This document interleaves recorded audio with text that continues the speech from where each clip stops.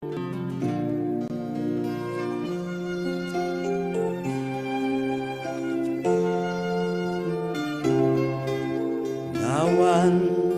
hakmat jong me atry ngamut banjan ngajot ngarem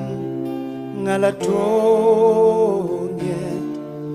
tang jing sngorem kaban jing is lay dry ngakepan hubril bagong mga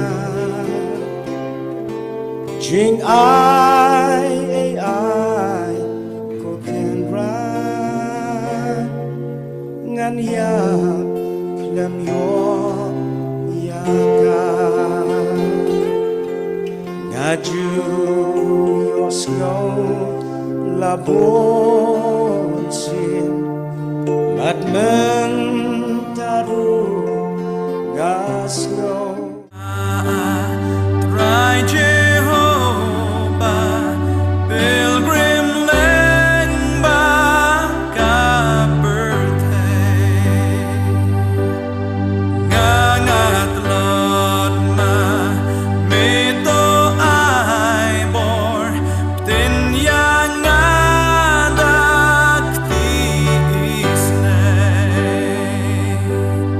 kan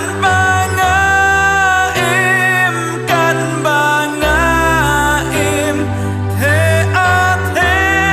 la jing ai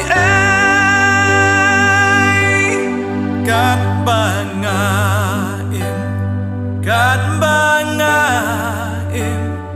the ate la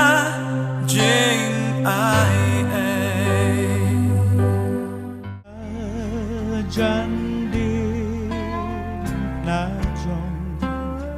it try wow ba em cái ai tu jing ma you nong po aswai da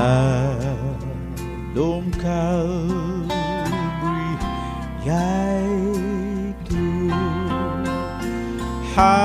hading pna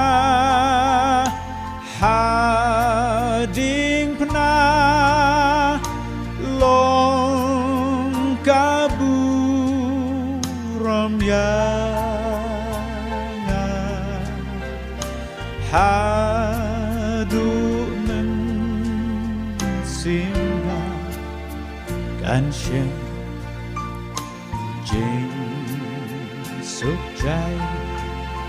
but jing kmen ha